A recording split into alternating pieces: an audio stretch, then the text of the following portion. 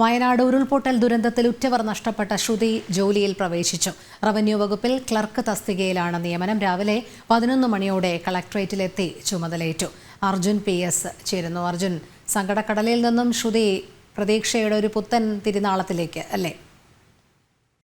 ഒരു പ്രതീക്ഷയുടെ പുഞ്ചിരി തന്നെയായിരുന്നു ഇന്ന് നമുക്ക് ശ്രുതിയുടെ മുഖത്ത് കാണുവാൻ കഴിഞ്ഞത്. കാരണം വലിയ ദുരന്തങ്ങൾ, അത് അടിക്കടി ശ്രുതിയുടെ ജീവിതത്തിലേക്ക് ദുരന്തങ്ങൾ വന്നിരുന്ന കാഴ്ചയാണ് നമ്മൾ കണ്ടുകൊണ്ടിരുന്നത്. അതായത് കല്യാണ നിശ്ചയമൊക്കെ കഴിഞ്ഞ അതിനെ വരവേൽക്കാൻ, അല്ലെങ്കിൽ പ്രസ്തുത വരവേൽക്കാൻ ഇരിക്കുകയായിരുന്നു പിന്നീട് വലിയൊരു ദുരന്തം ആ ശ്രുതിക്ക് സംഭവിക്കുന്നത്. അല്ലെങ്കിൽ വയനാടിനെ സംബന്ധിച്ചിടത്തോളം ചൂരമല മുണ്ടക്കൈ ദുരന്തം സംഭവിക്കുന്നത്. അതിൽ ശ്രുതിയുടെ ഉറ്റവരും ഉടയവരും എല്ലാം നഷ്ടപ്പെടുന്ന ഒരു സാഹചര്യം ഉണ്ടായിരുന്നു. കുടുംബത്തിലെ എല്ലാവരും നഷ്ടപ്പെടുന്ന ഒരു സാഹചര്യം ഉണ്ടായിരുന്നു. പിന്നീട് ശ്രുതിക്ക് ആ കാവലായി ഉണ്ടായിരുന്നത് ആ ശ്രുതിയുടെ പ്രസ്തുത വരനായിട്ട് ജെൻസൺ ആയിരുന്നു. പക്ഷേ അത് കഴിഞ്ഞ് ഒരു മാസം കഴിയുന്ന ആ ഒരു സമയത്ത് തന്നെ മറ്റൊരു ദുരന്തം കൂടി ശ്രുതിക്ക് നേരിടേണ്ടി വന്നു. അതായത് ജെൻസനും ശ്രുതിയും ഒക്കെ സഞ്ചരിച്ച വാഹനം ഇടിക്കുകയും പിന്നീട് ജെൻസൺ ആ അപകടത്തിൽ മരണപ്പെടുകയും ചെയ്യുന്ന ഒരു സാഹചര്യം ഉണ്ടായിരുന്നു. ശ്രുതിക്ക് അതിൽ വലിയ പരിക്കേൽക്കുന്ന ഒരു സാഹചര്യം ഉണ്ടായിരുന്നു. കൈക്ക് കാലിനടക്കം ഗുരുതരമായ പരിക്കേൽക്കുന്ന ഒരു സാഹചര്യം ഉണ്ടായിരുന്നു. പക്ഷെ അന്നൊക്കെ വയനാട് ഒന്നാകെ, അല്ലെങ്കിൽ കേരളം ഒന്നാകെ തന്നെ, നമ്മൾ ഒന്നാകെ, മലയാളികൾ ഒന്നാകെ ശ്രുതിയെ ചേർത്ത് പിടിക്കുന്ന കാഴ്ചയാണ്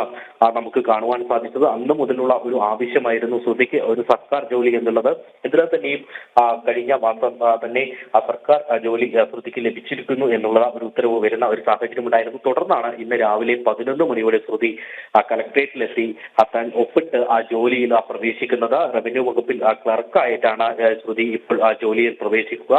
വരുന്ന പരാതികൾ കൃത്യമായി നോക്കുക, ആ പരാതികൾ സോർട്ട് ഔട്ട് ചെയ്തുകൊണ്ട് ഏത് വകുപ്പിൽ നിന്നാണെന്നുള്ളത് കണ്ടെത്തുക എന്നുള്ള ഒരു ചുമതലയായിരിക്കും ആദ്യമായി ശ്രുതിക്ക് നൽകുക എന്നുള്ളതാണ് ADM അടക്കമുള്ളവർ നമ്മളോട് പറഞ്ഞിട്ടുള്ളത്. അത്തരത്തിൽ വലിയ രീതിയിലുള്ള ഒരു സന്തോഷത്തിലാണ് കളക്ടറേറ്റിലുള്ളവർ അടക്കമുള്ളത്. അതായത് ഈ ഇത്രയും നഷ്ടങ്ങളുടെ ഒരു കൂമ്പാരമുള്ള നഷ്ടങ്ങളുടെ കണക്ക് മാത്രം പറയുവാനുള്ള ശ്രുതി അത് ഒക്കെ തരണം ചെയ്തുകൊണ്ടാണ് ഇത്തരത്തിൽ ഒരു അതിജീവിത എന്ന് വേണം നമുക്ക് പറയുവാൻ. അത്തരത്തിൽ ഈ ഒരു ദുരന്തത്തെ അതിജീവിച്ചുകൊണ്ട് മറ്റൊരു ദുരന്തം തനിക്ക് വന്നപ്പോഴും അതിനെയും അതിജീവിച്ചുകൊണ്ടാണ് ഇപ്പോൾ പുതിയൊരു ജോലിയിലേക്ക് ശ്രുതി പ്രവേശിച്ചിട്ടുള്ളത്.